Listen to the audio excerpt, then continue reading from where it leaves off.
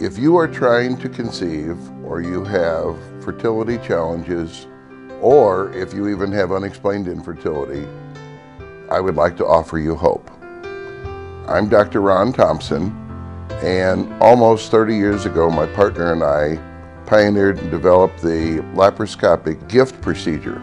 For over 30 years, I've been interested in helping women to conceive and to become mothers. Vaginal lubrication is important, and not only important, but essential for conception.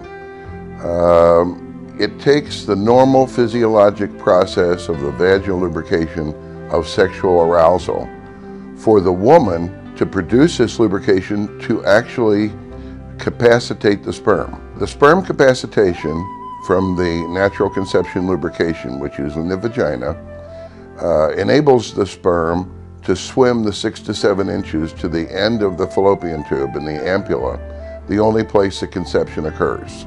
To conceive is applied to a woman's genital region, especially the clitoris, and causes a reflex vaginal lubrication. The clinical studies show that it causes increased vaginal lubrication for 80% of all women, but 90% of women beyond the age of 30. There are only 2 days a month that a woman can conceive.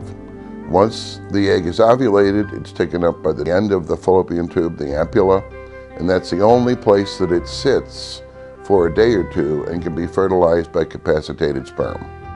In my vast experience, most causes of infertility are because there's a little bit of a problem with a man and a little bit of a problem with a woman.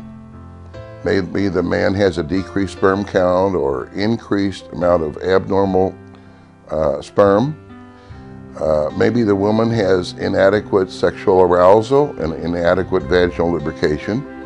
And the combination of the two of them causes the infertility.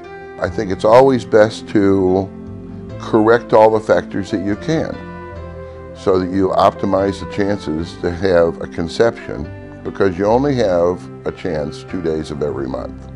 I would still advise having intercourse on a daily basis using the To Conceive for the 2 days that you're most fertile. And you can tell that with ovulation predictor tests.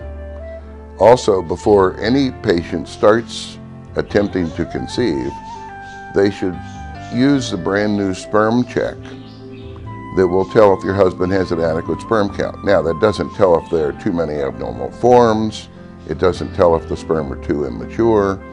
It doesn't tell if there's a chronic prostatitis, other problems, so that if you use the sperm check and he has an adequate sperm count, and you use the To Conceive, and you're not pregnant within an adequate amount of time, you might want to have your husband visit a urologist for a complete workup. For all of the patients trying to conceive, I offer you hope. The hope is that you can use the To Conceive to naturally and spontaneously conceive. My wife and I were in our 30s before we had any children, and we have 4. I offer you hope.